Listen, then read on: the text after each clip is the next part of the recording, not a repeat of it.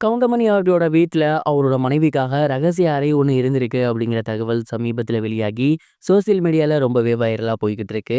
அது என்ன அப்படிங்கிற கம்ப்ளீட் டீட்டெயில தான் இந்த ஒரு வீடியோல நம்ம பார்க்க போறோம். சாந்தி கவுண்டமணி அவர்கள் சமீபத்தில உடல்நலக் குறைவு காரணமா இறந்து போயிருந்தாங்க. அவங்களோட மறைவு அப்படிங்கிறது உண்மையிலேயே நமக்கு மிகப்பெரிய ஒரு சோகத்தை ஏற்படுத்தி இருந்துச்சு.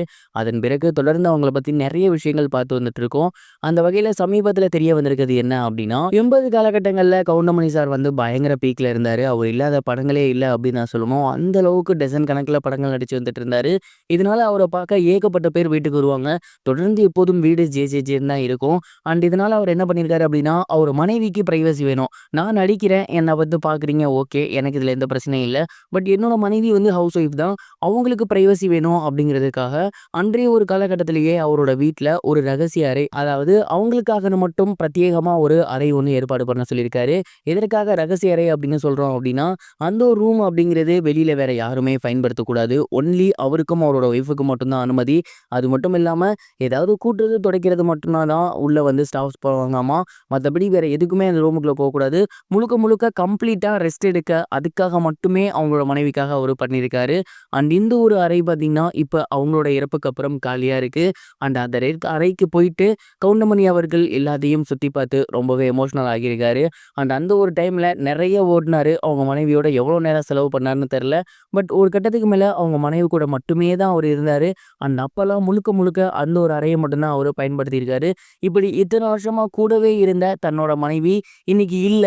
இத்தன வருஷமா இவங்களுக்காக பார்த்து பார்த்து கட்டின இந்த அறையில இன்னைக்கு அவங்க இல்ல அப்படிங்கிறது உண்மையிலேயே அவருக்கு மிகப்பெரிய ஒரு சோகத்தை ஏற்படுத்தியிருக்கும் அப்படிங்கிறதுல எந்த ஒரு சந்தேகமும் கிடையாது. இதுதான் சமீபத்தில வெளியாகி ரொம்பவே வைரலா போய்க்கிட்டு இருந்துச்சு. இத பத்தி நீங்க என்ன நினைக்கிறீங்க? மறக்காம கமெண்ட் பாக்ஸ்ல ஷேர் பண்ணுங்க. இது ஒரு புறம் இருக்க, பிரதீப் ரங்கநாதன் அவர்களோட அடுத்த படம் தீபாவளிக்கு ரிலீஸ் ஆக போகுது அப்படிங்கிற அனௌன்ஸ்மெண்ட் சமீபத்தில் வெளியாகி ரசிகர்கள் மத்தியில் மிகப்பெரிய ஒரு வரவேற்பு பெற்றிருக்கு.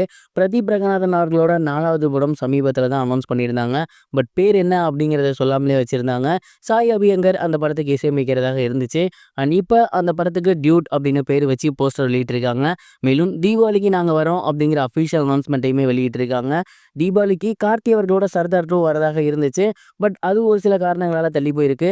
மேலும் சூர்யாவோட 45வது படம் அன்னைக்கு ரிலீஸ் ஆக போறதாக ஒரு பேச்சு அடிபட்டுட்டு இருக்கு. சூர்யாக்கும் இவருக்கும் இப்ப சமீப காலமா சோசியல் மீடியால ஒரு கிளாஷ் போறத பார்க்க முடியுது. அதாவது ரசிகர்கள் கிளாஷ் போறத பார்க்க முடியுது. இந்த ஒரு நிலையில இவங்க 2 பேத்தோட படம் மோத போகுது அப்படிங்கிறது பெரும் எதிர்பார்ப்பை ஏற்படுத்தியிருக்கு. மேலும் பிரதீப் ரங்கநாதன் அவர்கள் பண்ண கடைசி 2 படங்களுமே 100 கோடி வசூல் சூப்பர் ஹிட்டா இருந்திருக்கு. அதை தொடர்ந்து அடுத்து எல்ஐசி படமும் மிகப்பெரிய ஒரு வெயிட்டிங்ல இருக்கு. மேலும் இந்த ஒரு டியூட் படமுமே இப்ப மிகப்பெரிய ஒரு எதிர்பார்ப்பை ஏற்படுத்தியிருக்கு. ஏன்னா போஸ்டர் பார்க்க அப்படிதான் இருக்கு.